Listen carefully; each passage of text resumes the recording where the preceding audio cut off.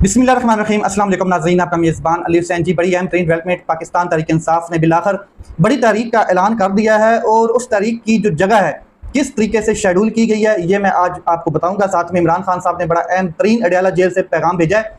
क्या पैगाम है? इमरान खान साहब अभी तक डटे हुए हैं और यजीद की बैत करने से इनकार कर रहे हैं। कहते हैं मैं इस चक्की वाले कमरे में तनहा रहना पसंद कर लूंगा सालों साल, मगर यजीद की बैत नहीं लूंगा, यजीद के सामने सर नहीं झुकाऊंगा, उसकी बात नहीं मानूंगा, हक के साथ खड़ा रहूंगा, जहां पर पड़ा हूं पड़ा रहूंगा। कौम की खातर, अपनी कौम की जो हकीकी आजादी है उसकी जो जंग है आखिरी गेंद तक, आखिरी बाल तक लड़ूंगा, मगर यजीद के सामने कभी नहीं झुकूंगा, उसकी बैत नहीं करूंगा। कानून की हुक्मरानी में तहरीक इंसाफ का मरकजी जो मकसद है वो है कानून की हुक्मरानी, रूल ऑफ लॉ। और इसके लिए जो जिस हद तक भी मेरे पे जुल्म करते रहे, मैं यहां पर पड़ा हूं। इसके अलावा इमरान खान साहब ने कहा कि जिस जंगल में कानून नहीं है और बादशाह सलामत जो है वो ओहदे पे ओहदा लेता हुआ नजर आ रहा है और बादशाह दिखाता हुआ नजर आ रहा है, तो ये जंगल का कानून है, यहाँ पर फिर लड़ना पड़ता है। यहाँ पर जंगल के कानून का बिल्कुल क्लियर है कि आपको अपनी आज़ादी के लिए लड़ना पड़ता है। इमरान खान साहब ने कहा कि जब सियासी जमात पर तमाम दरवाजे बंद कर दिए जाएं तो जुल्म बढ़ता हुआ नजर आए, अदलिया दम तोड़ जाए, वो आज़ाद ना रहे, तो इसके बाद फिर तमाम जब रास्ते अमन के बंद हो जाते हैं तो फिर एक ही चीज़ होती है, वो है एहतजाज, वो है मूवमेंट, वो है सड़कों पर निकलना और प्रोटेस्ट करना। फिर इमरान खान साहब ने कहा कि मैं अपनी पार्टी के कारकुनान सपोर्टर्स को हदायत करता हूं कि आप सब एक भरपूर तारीख जो है मुल्क गिर चलाने के लिए तैयार हो जाएं। इस बार सिर्फ इस्लामाबाद नहीं बल्कि पूरे पाकिस्तान में कॉल दूंगा। और इमरान खान साहब ने एक और चीज़ कही है, इस बार मैं आपको इस्लामाबाद नहीं बुलाऊंगा उस लेवल पर, क्योंकि ये लोग स्नाइपर तैनात करके बैठे होते हैं, गोली चलाते हैं। और साथ में इमरान खान साहब ने उन ब्लैक शीप्स के लिए मैसेज दिया है जो लोग पाकिस्तान तहरीक इंसाफ में हैं, उनको इमरान खान साहब ने पैगाम दिया है कि मैं जानता हूं कि आप लोग किसका मैसेज लेके आते हैं, कौन क्या कर रहा है, कौन क्या नहीं कर रहे। आप में कोई भी इलेक्टेबल नहीं है, तमाम फार्म 47 वाले नहीं है बल्कि 45 वाले हैं और नजरिए पर जीत कर आए हुए हैं, यानी कि इमरान खान साहब के नजरिए पर जीत है। मुझे सबके बारे में इल्म है कि कौन क्या कर रहा है, कौन किस तरफ खेल रहा है, विकेट की कौन किस तरफ खेल रहा है, ये सारा इल्म है। और मुझे पार्टी के जो अहकामात हैं उनका भी पता है कि किस तरीके से चलाए जा रहे हैं, इकदाम जो किए जा रहे हैं वो सारा पता है। तो मैं इनको बता देना चाहता हूं कि जब भी मुझे मौका मिला मैं पार्टी का जो इंतखाबात का इलेक्शन है वो जरूर कराऊंगा, ताकि जो नौजवान नस्ल है वो भी आगे आए। फिर इमरान खान साहब ने 9 मई के हवाले से बात करते हुए कहा कि आधे घंटे का केस है, सीसीटीवी फुटेज जिसने भी चुराई है, वही मौकिफ जो डे फर्स्ट से है कि जिसने भी चुराई है वो इस 9 मई का जो है वो मास्टर है, प्लान मास्टर है, और पाकिस्तान तहरीक इंसाफ का 9 मई से फिर कोई तलक नहीं है। सीसीटीवी फुटेज सामने लाई जाए। इसके बाद मैं आपको बता दूं कि पॉलीग्राफिक टेस्ट जो है उस हवाले से इमरान खान साहब ने कहा है कि ये जो पॉलीग्राफिक टेस्ट है ये शहबाज शरीफ साहब का होना चाहिए और उससे ये पूछा जाना चाहिए कि क्या आप फार्म 47 से आए हैं या फार्म 45 से आए हैं। और ये मरियम नवाज साहिबा का भी होना चाहिए पॉलीग्राफिक टेस्ट, उनसे भी पूछा जाना चाहिए कि क्या आप कि पाकिस्तान में तो क्या लंदन में तो क्या दुनिया के किसी कोने में तो क्या कोई प्रॉपर्टी है या नहीं है, कोई जायदाद है या नहीं है। और उनसे भी पूछा जाना चाहिए कि ये जो आप चीफ मिनिस्टर बन के बैठी हैं पंजाब की, क्या ईमानी कुरानी अपने दिल पे अपने ईमान से बताएं। और पॉलीग्राफिक टेस्ट में ये सवाल होना चाहिए कि आप जीत कर आई हैं, आप ये कंटेस्ट करके आई हैं और अवामी नुमाइंदा हैं आप, या फिर जो आपने बताया था कि मुझे वो रास्ता आता है और वो रास्ता बहुत आसान है, उसमें सिर्फ बूट पॉलिश करने पड़ते हैं, हाथ जोड़ने पड़ते हैं, या फिर उस रास्ते से आई हैं। ये सवाल तो उनसे भी पूछा जाना चाहिए। नवाज शरीफ साहब से भी सवाल पूछा जाना चाहिए कि कबूतर वाला जलसा करने के लिए आपको किसने बुलाया था लंदन से, क्या डील हुई थी, लंदन प्लान क्या है। ये सारे सवाल तो पॉलीग्राफिक टेस्ट एक्चुअली उनसे होने चाहिए।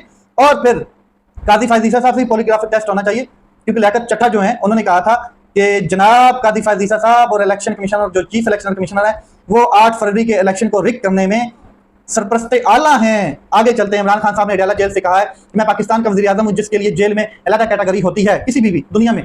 मुझे जेल में आम कैदियों वाली भी सहूलियात तक नहीं दी जा रही हैं। मुझसे जो अलग सेल हैं उनमें जो जुर्म वाले कैदी हैं या मतलब कत्ल वाले कैदी हैं उनको भी बेहतरीन सहूलियात दी जाती है मेरे से ज़्यादा। और मुझे एक चक्की में रखा गया है। इस वक्त जो मुल्क में चोर है वो VIP स्टेटस रखता है, उसको VIP स्वीट किस्म के रूम्स दिए जाते हैं और मुझे चक्की में रखा गया है। इमरान खान साहब ने फिर कर्नल साहब का नाम लिया है कि यहाँ जंगल का कानून नाफज है। एक कर्नल के कहने पर तमाम अदालती अहकामात को रौंद के रख दिया जाता है, हवा में उड़ा दिए जाते हैं, मेरे बच्चों से मेरी बात नहीं करवाई जाती है। और इसके साथ उन्होंने कहा है कि मेरी जो किताबें हैं वो मुझ तक नहीं पहुंचाई जाती हैं, मेरी बहनों को मुझ तक नहीं मिलने दिया जाता है। और पहले भी मैं कह चुका हूं कि ये चीज़ें बंद होनी चाहिए। फिर मैं एक सियासी जमात का सरबराह हूं, लेकिन मेरी जमात के लोगों को मुझसे मिलने की इजाज़त नहीं दी जाती है। बुशरा बीबी को सिर्फ मुझे टॉर्चर करने के लिए सजा सुनाई गई और वो सिर्फ और सिर्फ घटिया तरीन जो ज़र्फ है उस वजह से सजा सुनाई दी गई।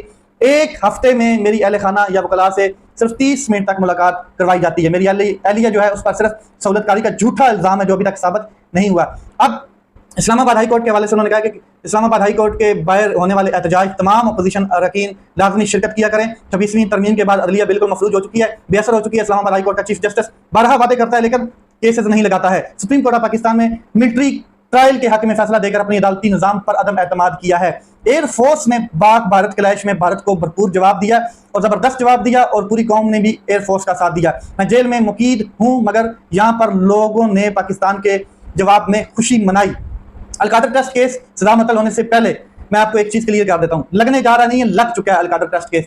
Al-Qadir trust case 190 million pound. आज फिर पाकिस्तान तहरीक इंसाफ के तमाम एमपीएस एमएनएस अली अमीन गंडापुर साहब, बैरिस्टर गौर लतीफ खोसा, अलीमा खान साहबा इस्लामाबाद हाई कोर्ट के बाहर उन्होंने प्रोटेस्ट किया, जाके मिले चीफ जस्टिस सरफराज डोगर से और उनको कहा कि आपने कमिट किया था कि इस हफ्ते में अलकादर ट्रस्ट केस लग जाना है, अभी तक नहीं लगा है। तो आज मैं आपको ब्रेकिंग न्यूज दे रहा हूं कि आज अलकादर ट्रस्ट केस की कॉज लिस्ट में लगा दिया गया। 5 जून को अलकादर ट्रस्ट केस लगने जा रहा है। और एक मजे की और बात बता दूं कि अलकादर ट्रस्ट केस जिस तरीके से इसकी धज्जियां उड़ाई जानी है अदालत में, जैसे साइफर जैसे तोशाखाना की उड़ाई गई हैं और इद्दत के केस की उड़ाई गई, इसी तरीके से ये उड़नी है।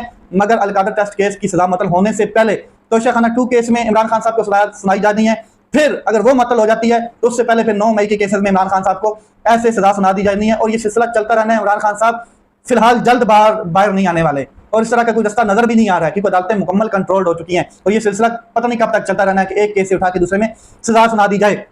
तो मैं आपको बता देता हूं कि इमरान खान साहब क्लियर कर चुके हैं, पूरी पार्टी तैयार हो जाए, पूरे मुल्क में तारीख का ऐलान किया जा चुका है और अब इसका लाया अमल जो है वो जुनैद अकबर साहब ने दिया है। वो मैं आपको बता देता हूं कि जुनैद अकबर साहब ने कहा है कि हम ने जो फैसला किया तमाम पाकिस्तान से जो हमारे सदूर आए हुए थे डिवीजनल लेवल के या सूबाई लेवल के, कश्मीर से भी जो आए हुए थे उनको तो मीटिंग में इजलास में हमने ये फैसला किया है कि जो दूर दराज के लोग हैं बलूचिस्तान, कोयटा, कराची के, वो वहाँ पर ही अपना प्रोटेस्ट करेंगे, एहतजाज करेंगे, तारीख का हिस्सा बनेंगे।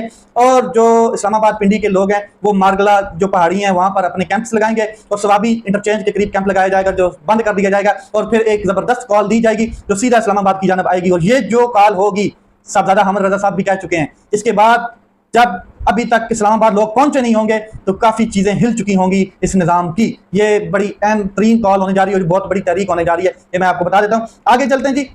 तो मैं आपको एक और चीज़ क्लियर कर दूँ कि जुनैद अकबर ने फैसला कर लिया है कि अली अमीन गंडापुर साहब जो है वो तहरीक को लीड करेंगे। अभी दिन पड़े हैं, अभी मुकम्मल हतमी फैसला नहीं हुआ है, लेकिन फिलहाल उन्होंने यही बात की है और साथ में उन्होंने कहा कि इस्लामाबाद के करीब इलाकों में मारगला टेंट्स विलेज में क्याम करेंगे।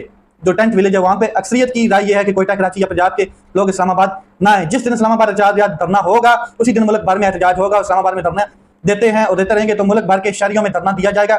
ये एक एक बंदा जो है वो इसमें हिस्सा डालेगा। पाकिस्तान तहरीक इंसाफ जो है वो इस्लामाबाद हाई कोर्ट पहुंची यकजहती के लिए जजेस के साथ और बिलाखिर जो 190 मिलियन पाउंड का एक केस जो अभी तक जज साहब लगा नहीं रहे उन्होंने लगा दिया है। मजे की बात यह है कि जब ये केसेस इमरान खान साहब के ऊपर चलाए जा रहे थे तो उस टाइम दिन रात समातें होती थी, हेयरिंग्स होती थी अडयाला जेल के अंदर, लेकिन अब जब सजा सुना दी गई है तो अब इसकी रिव्यू पिटीशन या इसके ऊपर अपील जो है हाई कोर्ट में वो लग ही नहीं रही है और ये 3-4 महीने गुजर चुके हैं। तो ये जो सरफराज डोगर साहब को इस्लामाबाद हाई कोर्ट में लाया गया था ये अपना काम बड़े भरपूर तरीके से करते हुए नजर आ रहे हैं, इसमें कोई शक नहीं है। अच्छा जी, मैं आगे चल देता हूँ, थोड़ा सी और चीजें मैं आपके सामने रख देता हूँ। एक तो अलकादर ट्रस्ट केस के हवाले से अब 5 जून फाइनल है। इसके बाद अली अमीन गंडापुर साहब ने इस्लामाबाद हाई कोर्ट के सामने जो गुफ्तगू की वो बड़ी अहम है। उन्होंने कहा कि लोगों ने पहले ही मुल्क में मार्शल लॉ लगाया। किन लोगों ने? ये जो ताकतवर लोग हैं, और मुल्क का तख्ता निकाल दिया है। अब मुल्क की तबाही तब शुरू हुई जब उन्होंने मार्शल लॉ पे मार्शल लॉ लगाए, सियासत को कंट्रोल किया और जो हुकूमतें उनको कंट्रोल करते रहे और अपने बंदे छोड़े हुए हैं इन्होंने। जब हुकूमत गिराना चाहते होते हैं ये गिरा देते हैं, जैसे इमरान खान साहब की हुकूमत गिराई, इससे पहले भी कई वज़ीर आज़म की हुकूमतें गिराई गई। इन बंदों को निकाल कर हुकूमत गिरा देते हैं ये लोग। अब इनको चाहिए कि माफ़ी मांगे कौम से, कौम का मैंडेट वापस करें और बस कर दें। हालात उस नैच पर नहीं पहुंचने चाहिए जिस पर ये लेकर जा रहे हैं। कल पीपल पार्टी जो प्रोटेस्ट कर रही थी KPK में, तो उन्होंने प्रोटेस्ट के दौरान रेड जोन में एंट्री की कोशिश की। रेड जोन की जानब से उन पर शेलिंग चलाई गई जिसमें वो गुस्से में तैश में आके या प्री प्लान था जो भी था, उन्होंने पाकिस्तान तहरीक इंसाफ का जो एक एहतजाजी कैंप था उसमें घुसे, डंडे चलाए, सोटियां चलाई, चीज़ें तोड़ी फाड़ी और परचम्स को आग लगाई। जो फ्लैग्स थे पाकिस्तान तहरीक इंसाफ के उनको आग लगाई। ये जनाब भुट्टो जिंदा है और पाकिस्तान तहरीक इंसाफ जो एक जमहूरी पार्टी है उसके साथ इन्होंने उसके परचम जलाए हैं और उधर जाके हमें पंगा लेके बैठ गए। अब जरदारी साहब और बिलावल भुट्टो साहब किस मुंह से कहेंगे कि हम जमहूरियत के नाम पे जमूर जमूर करते रहते हैं, जमहूरियत और पाकिस्तान खप्पे के नारे लगाते हैं और ये खुद खपाई बैठे हैं पाकिस्तान को।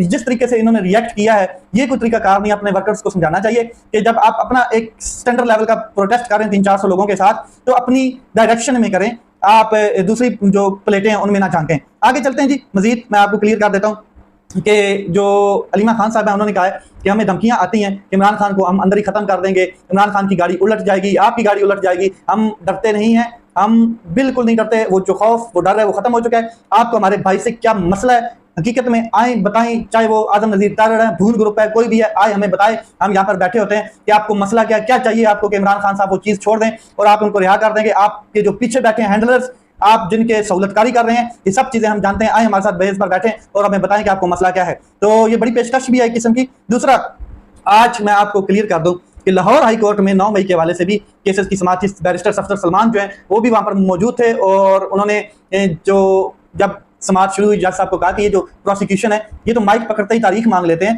तो आज हमें भी कोई दलाल देने दें। ये पॉलीग्राफिक जो टेस्ट है और ये बाकी जो टेस्ट है, इनकी कोई कानून में इजाजत नहीं है और किसी किस्म के हम नहीं करवाएंगे। तो वो भी केस मुलतवी हो चुका है। लेकिन जो मामला है वो यही है कि प्रोसिक्यूशन अभी उस टेस्ट के ऊपर अड़ी हुई है कि पॉलीग्राफिक टेस्ट होना चाहिए इमरान खान साहब का। अब चलते हैं जनाब, एक शख्स को चस्सी कहा गया, वैसे तो अवामी नुमाइंदा नहीं है वो, फार्म 47 से उसको एक सेनेटर बनाया गया या ताकतवर के छत्रो छाया में उसको सेनेटर बनाया गया, एमएल वली खान। तो पहले चस्सी कहा गया, फिर झड़प हुई, फिर गुफ्तो शनीर हुई, फिर शुकिंग शाकिंग हुई उस मीटिंग में, उस इजलास में। हफीजुर रहमान मेजर जनरल जो हैं उन्होंने चस्सी का टाइटल दिया एमएल वली खान को और फिर वहाँ पे शुकिंग शाकिंग होती है और फिर वो माफी मांगते हैं, जो माफी एक्सेप्टेड नहीं होती है। फिर रोना धोना होता है एमएल वली खान का, क्योंकि दिल पे चोट लगी। जब वो खुद किसी को चर्सी कहते थे तब उनको महसूस नहीं होता था। आज जनाब सेनेट में वहां पे स्पीच की और अपने रोना धोना किया, लेकिन जनाब मेजर जनरल हफीजुर रहमान साहब सियाने निकले, वो चले गए पातशाह खान मरकज में पेशावर में और वहां पर जाकर जफ्फी लगाई, जादू की जफ्फी जो है जनरल साहब ने लगाई और एमएल वली खान के दांत खिलखिलाने लगे। साथ में मुबशर लुकमान साहब थे एंकर पर्सन।